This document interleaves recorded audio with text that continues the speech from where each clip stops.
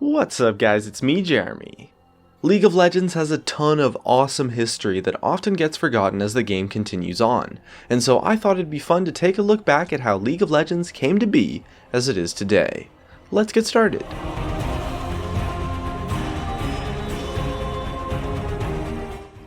Our journey begins in 2006 when Brandon Beck and Marc Merril, also known as Rise and Tryndamere, founded Riot Games together.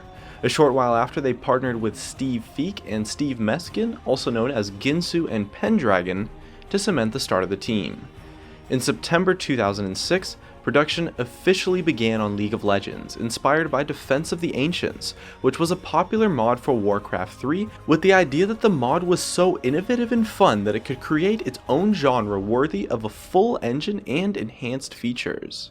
In 2007 and 2008, production continued until finally on October 7th, League of Legends Clash of Fates was announced to the public. This was the first mention that we saw of the game publicly at the time, and it was initially announced with Clash of Fates in the title. Fast forward to 2009, and on February 21st, the closed Friends and Family alpha test of League of Legends began. Around this time, we also saw the first trailer for the game released to the public. On April 10th, the game exited the alpha stage and closed beta began. This is where the game started to truly develop, as 8 days later we saw the release of the first new champions, Singed and Zilean, who were added into the closed beta. On May 9th, the first ever version of the Summoner's Rift Winter map became playable and was added to the custom game options. On October 10th, the store was added into the game. This was when we first saw Riot's free-to-play business model, and it eventually became a huge boon to the initial growth of the game when it competed with other pay-to-play titles of the same genre. Shortly after, on October 22nd, open beta began, and the game slowly transitioned into release on October 26th when the game dropped its Clash of Fates suffix and was released as League of Legends in North America and Europe with a free-to-play business model and 40 champions. Heading into 2010, on March 29th, Twisted Treeline left its beta stages and was released into the game with a normal matchmaking queue. This was the first new game mode that we saw and set the stage for Riot to develop other maps. On July 6th, the very first champion rework took place, which happened to Kayle and set the stage for the continued redesign of champions. And on July 13th, 2010, Season 1 officially began, and a solo ranked, 3v3 pre-made, and 5v5 pre-made ranked queues were added into the game, with the new draft mode being added and implemented into all ranked queues. The game used an ELO-based rating system to match players against each other, and record ranks across the board.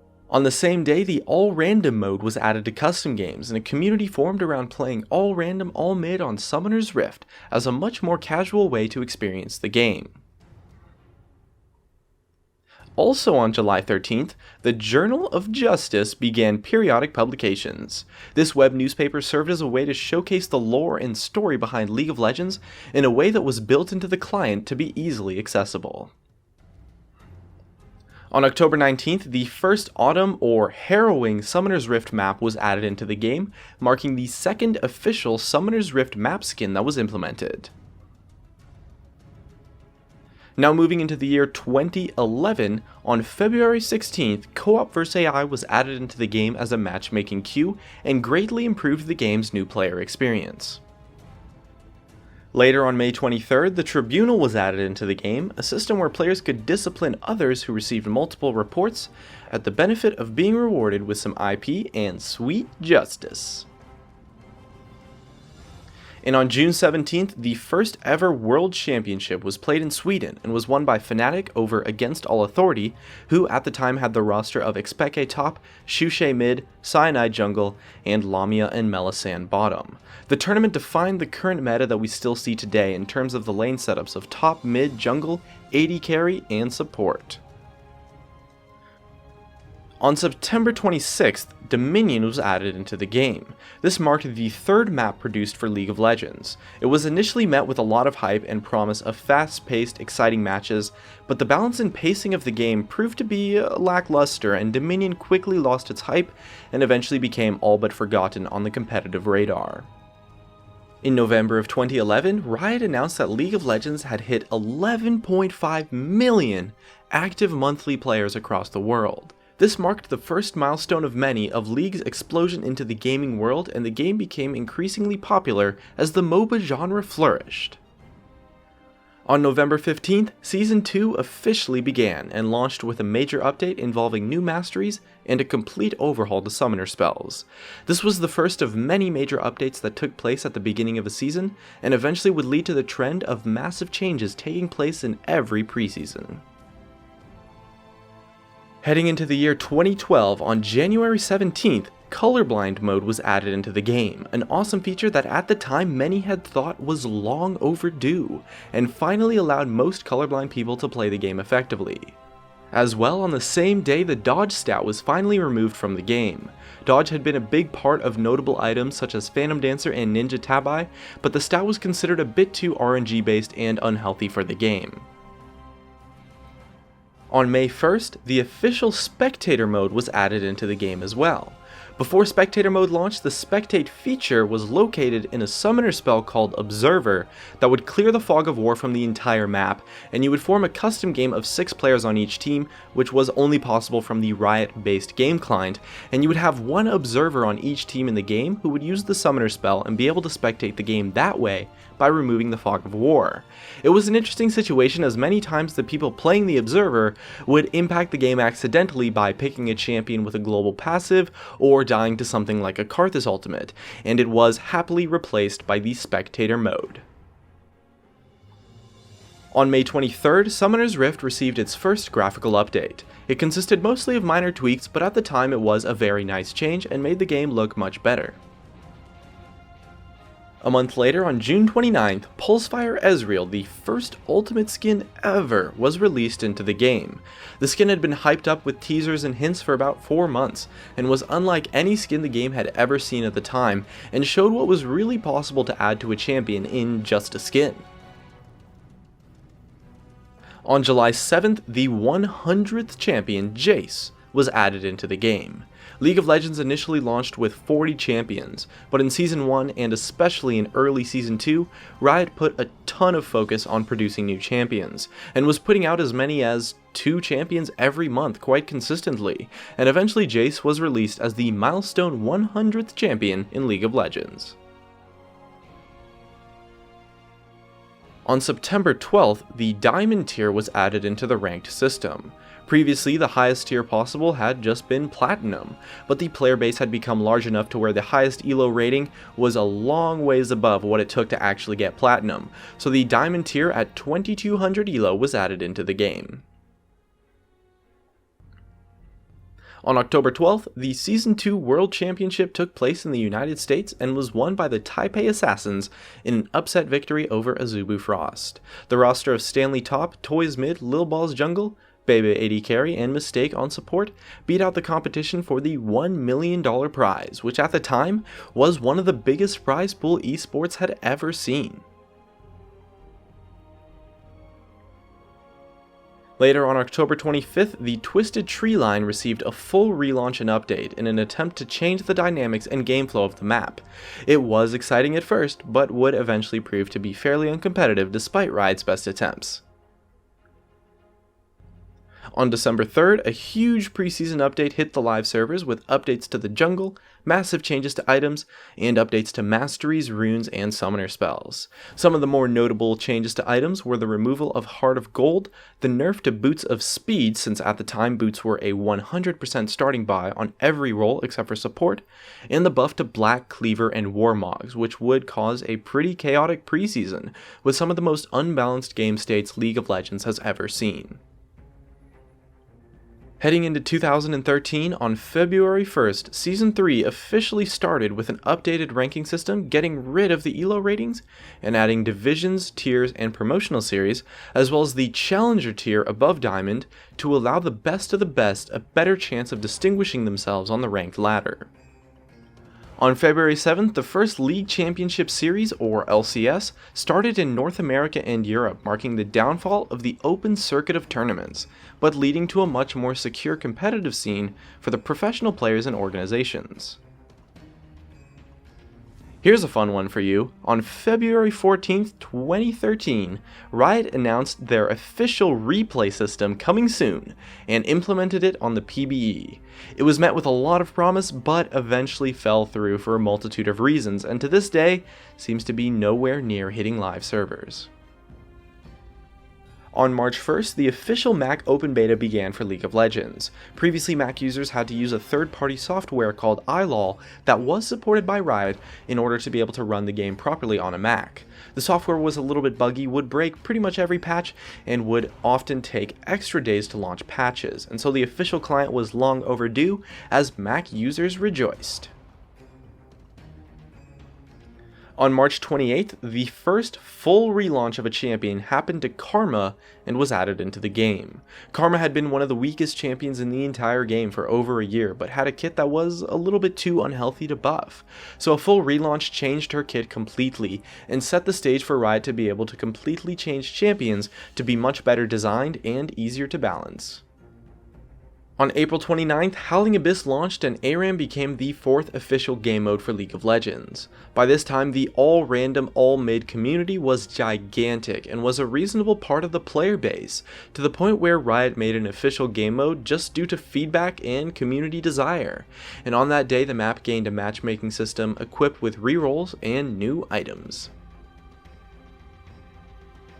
In October of 2013, League of Legends hit 32 million active monthly players, and had established itself as the biggest and most popular MOBA game in the entire world. It exploded into popularity, and when Riot released the official numbers, it became a huge milestone for the community. On October 3rd, the Season 3 World Championship took place in the United States in the Staples Center, and was won by SK Telecom T1 against Royal Club, with the squad of Impact up top, Faker in mid, Bengi in jungle, Piglet on AD carry, and Pooh Mandu on support. The finals were watched by 32 million unique viewers across the world, shattering all esports viewing records, and showing the world that esports is the real deal, especially with a viewership that rivals and can exceed that of traditional sports. This record from the Season 3 World Championship still stands to this day as the most watched esports event in the history of professional gaming. On November 22nd, Riot released their first temporary game mode, One for All, on Summoner's Rift, sparking a series of temporary game modes that Riot would continue to experiment with. As well, on the same day of November 22nd, a huge preseason update hit the live servers with major changes to support, changes to vision limiting wards to 3 per player, making pink wards visible as well, adding trinkets into the game, new support items, the removal of Oracle's Elixir, a rework to the mastery system, and changes to the jungle with the addition of the new white camp, and as well overall changes to the flow and dynamics of the game. Heading into 2014 now, in January, Riot Games announced that League of Legends hit 67 million active monthly players, becoming the most played computer game in the entire world by a huge margin. They haven't released any statistics on the player base since, but the fact remains that League of Legends has exploded into popularity and still remains the most popular computer game in the entire world to this day. On January 14th, Season 4 officially started with the increase of the Challenger tier from 50 players to 200, and some other minor tweaks to the ranked system. On January 17th, the first official Challenger series began in North America and Europe, creating an official way for aspiring talent to feed into the coveted League Championship Series. On March 23rd, Team Builder officially launched as a new normal game queue mode. This was an awesome addition to the game to finally allow players to guarantee the role that they wanted in normal games. On April 1st, the Ultra Rapid Fire featured game mode was added in for 2 weeks, and was met by huge praise from the community as an awesome, chaotic, and fun new take on League of Legends that was much more than most had expected from the featured game modes. On August 27th, Master Tier was added into the ranked system, removing LP clumping at Diamond 1 and creating a much better system for feeding into the Challenger ranked tier. On October 19th, the Season 4 World Championship took place in South Korea and was won by Samsung Galaxy White over Starhorn Royal Club, with a roster of Looper up top, Dandy in the jungle, Pawn at mid, Imp on AD carry, and Mata on support. On November 5th, the second and more recent Summoner's Rift full visual update entered open beta and was finally added into the game. On November 20th, a huge preseason patch hit live servers with changes to the Jungle, Dragon, and Baron, and the addition of the Rift Scuttler, and huge changes to items, most notably the jungle items that affected the Smite Summoner spell, as well as a bunch of other minor tweaks and changes. Moving into 2015, on January 21st, Season 5 Ranked officially began, marking another ranked reset for the ladder. On June 22nd, a new heads-up display was added into the game, and after a few tweaks, resulted in a fairly sleek HUD that we now have in the game today. On October 31st, the Season 5 World Championship was held in Europe, and was won by SK Telecom T1 over the Ku Tigers, with a squad of Marin up top, Faker and EasyHoon at mid, Bengi at jungle, Bang on AD carry, and Wolf on support. And on November 11th, 2015, another preseason patch hit the servers that brought massive updates to the AD carry role and champions, huge item updates, the addition of the Rift Herald, the removal of green wards, the rework of masteries, and changes to the game flow and dynamics. And that leaves us to where we are today, but there's also a lot of huge confirmed updates for 2016.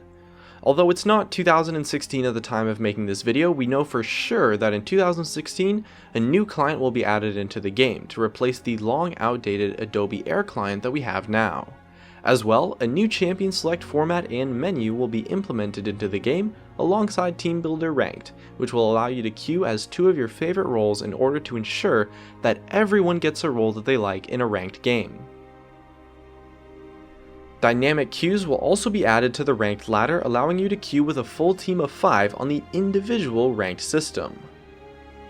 And lastly, the HEXTECH crafting system will launch, significantly improving the champion mastery system and giving players a bunch of random rewards for playing on their favorite champions. And that's it. So with all of that said, despite all of the criticism, there's no doubt that Riot Games has created a fantastic game that has caused millions to have fantastic experiences. Here's to the future, and thanks for watching.